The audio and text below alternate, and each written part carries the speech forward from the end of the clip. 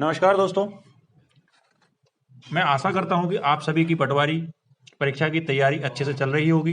दोस्तों, competitive exam कोई सा भी हो, एक दिन या कुछ दिन की पढ़ाई से नहीं निकलता। निरंतर निरंतर अनुशासित होकर सही दिशा में सही समय पर की गई मेहनत ही कंपटीशन में सफलता दिलाती है।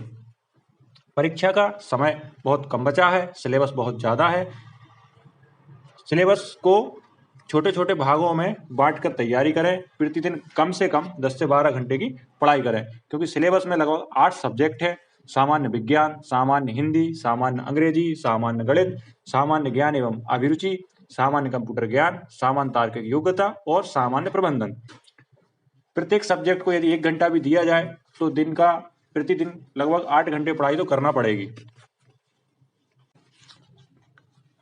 चलिए दोस्तों, देखते हैं 10 दिसंबर 2017 का जो सेकंड शिफ्ट में पटवारी का एग्जाम हुआ था, उसमें सामान्य ज्ञान के कौन कौन से प्रश्न पूछे गए थे। सामान्य ज्ञान से 20 प्रश्न पूछे गए थे। चलिए देखते हैं प्रश्नों का स्तर क्या था। पहला प्रश्न पूछा गया था, भीमबेटका गुफाएं किसके लिए प्रसिद्ध है। तो इनके लिए ऑप्शन दिए गए थे। पहला ऑप्शन था मूर्तियों के लिए, दूसरा ऑप्शन था टाइगर पार्कों के लिए, तीसरा शैल चित्रों के लिए और चौथा ऑप्शन था मंदिरों के। तो भीमबेटका की जो गुफाएं हैं वो शैल चित्रों के लिए प्रसिद्ध हैं। इसका ये सही उत्तर है। अगला क्वेश्चन देखते हैं, मध्य प्रदेश के किस जिले में Laxmibai national institute of physical education स्थित है। इसके लिए ऑप्शन दिए हैं। पहला ऑप्शन है रीवा, दूसरा ऑप्शन है ग्वालियर, तीसरा ऑप्शन है इंदौर और चौथा ऑप्शन है सतना। तो इसका सही उत्तर है ग्वालियर। ग्वालियर में Maharani Laxmibai national institute of physical education स्थित है। अगला क्वेश्चन है क्वेश्चन नंबर 3, परमाणु ऊर्जा आयोग देश में परमाणु ऊर्जा गतिविधियों हेतु नीति प्रतिपादित करने के लिए उत्तरदायी है। यह कब स्थापित किया गया था। इसके लिए ऑप्शन दिए हैं। पहला 1960 में, दूसरा 1956 में, तीसरा 1951 में, चौथा 1948 में। तो इसका सही उत्तर है 1948। दोस्तों, अगला क्वेश्चन है क्वेश्चन नंबर 4, निम्नलिखित में से किस पदार्थ की कमी के कारण बेरी-बेरी रोग होता है। इसके लिए ऑप्शन दिए हैं। ऑप्शन नंबर पहला विटामिन B1 की कमी, दूसरा प्रोटीन, तीसरा ऑप्शन है विटामिन C और चौथा ऑप्शन है वसा। तो इसका सही उत्तर है विटामिन B। विटामिन B1 की कमी से बेरी-बेरी रोग होता है। दोस्तों, अगला क्वेश्चन है, अखिल भारतीय मुस्लिम लीग की स्थापना कब हुई थी। इसके लिए ऑप्शन दिए गए हैं। पहला 1902, दूसरा 1906, तीसरा 1911 और चौथा 1919। तो मुस्लिम लीग की स्थापना 1906 में की गई थी। इसका सही उत्तर 1906 है। चलिए दोस्तों, देखते हैं अगला क्वेश्चन नंबर 6, अंतर्राष्ट्रीय बाघ दिवस प्रत्येक वर्ष किस तारीख को मनाया जाता है। तो इसके लिए ऑप्शन दिए थे। ऑप्शन पहला 29 जुलाई, दूसरा 13 मई, तीसरा ऑप्शन है 23 जुलाई और चौथा ऑप्शन है 15 मई। तो इसका सही उत्तर है 29 जुलाई। 29 जुलाई को राष्ट्रीय बाघ दिवस मनाया जाता है। दोस्तों, प्रत्येक पेपर में एक क्वेश्चन दिवस से जरूर पूछा गया है, तो जितने भी दिवस हैं राष्ट्रीय अंतर्राष्ट्रीय, इनको अच्छे से याद कर लें। दोस्तों, अगला क्वेश्चन है राज्यों में अध्यादेश कौन लागू करता है। इसके लिए ऑप्शन दिए हैं। पहला ऑप्शन है गवर्नर, राज्यपाल, दूसरा मुख्यमंत्री, तीसरा राष्ट्रपति और चौथा है मुख्य न्यायाधीश। तो इसका सही उत्तर है राज्यपाल। राज्यपाल राज्यों में अध्यादेश जारी करते हैं। अगला है क्वेश्चन नंबर 8, इस हिमालयी क्षेत्र में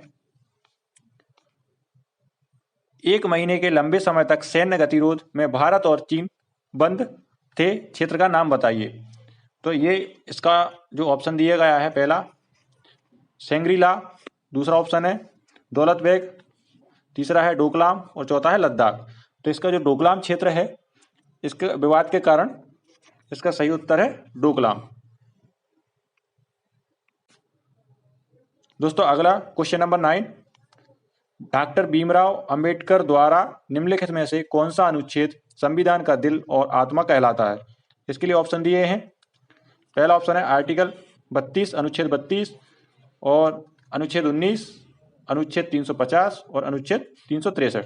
तो इसका सही उत्तर है अनुच्छेद 32, जो कि संवैधानिक उपचारों का अधिकार है। इसके तहत यदि जो टोटल जो अधिकार हमारे 6 दिए हैं मौलिक अधिकार, उनमें से 5 में से उन अधिकारों का यदि कहीं हनन होता है तो इसके लिए ये संवैधानिक उपचारों का अधिकार है कि उनके बचाव के लिए कोई भी न्यायालय में जा सकता है। दोस्तों अगला क्वेश्चन है क्वेश्चन नंबर 10। टाटा समूह कंपनियों के संस्थापक कौन हैं? तो इसके लिए ऑप्शन दिए गए हैं। ऑप्शन नंबर पहला है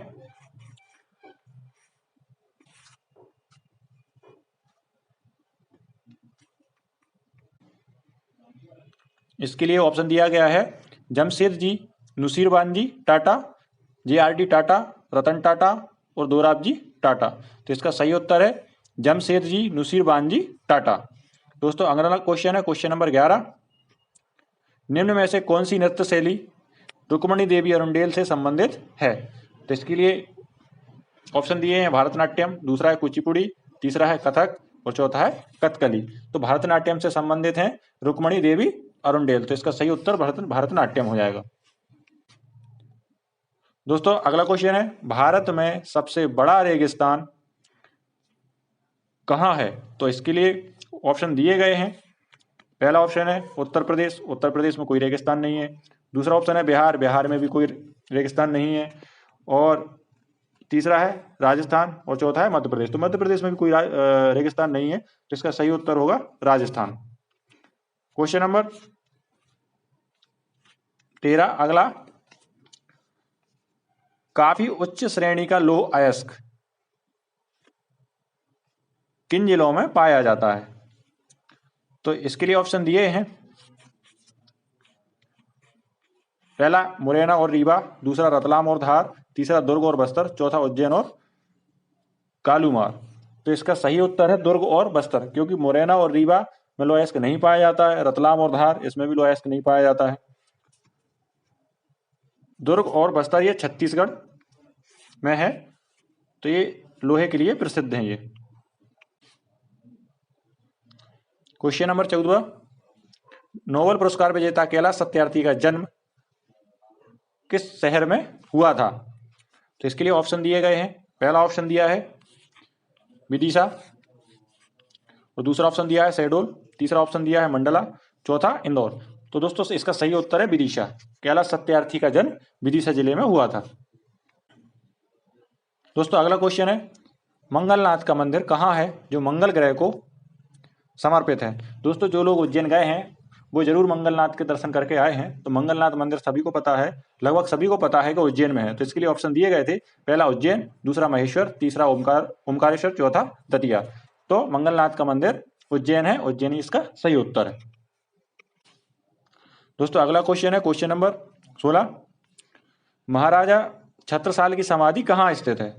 तो इसके लिए ऑप्शन दिए गए हैं महोबा, दूसरा ऑप्शन ओरछा, तीसरा रायसेन और चौथा धोएला। तो इसका सही उत्तर है धोएला। महाराजा छत्रसाल की समाधि धोएला में स्थित है।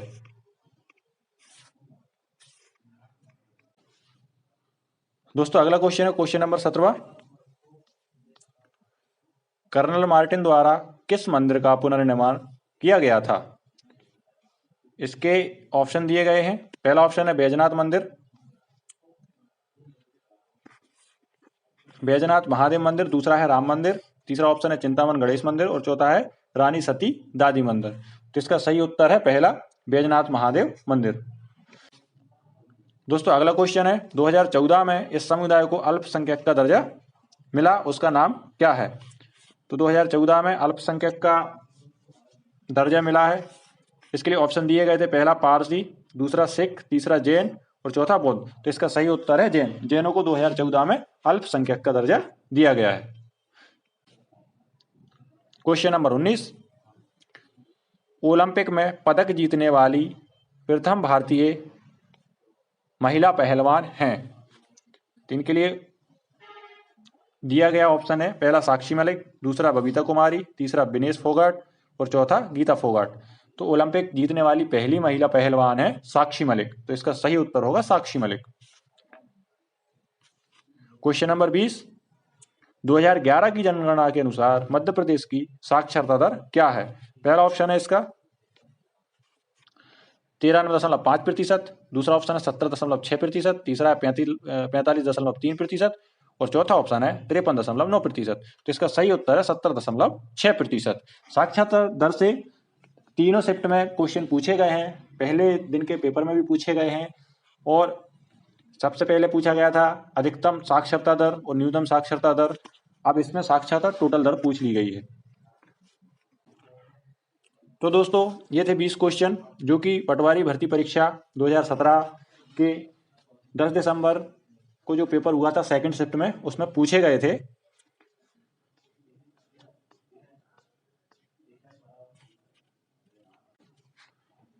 तो प्रश्नों का स्तर कोई ज़्यादा कठिन नहीं है, जो लोग पढ़ाई कर रहे हैं उनसे आसानी से ये क्वेश्चन बन जाएंगे।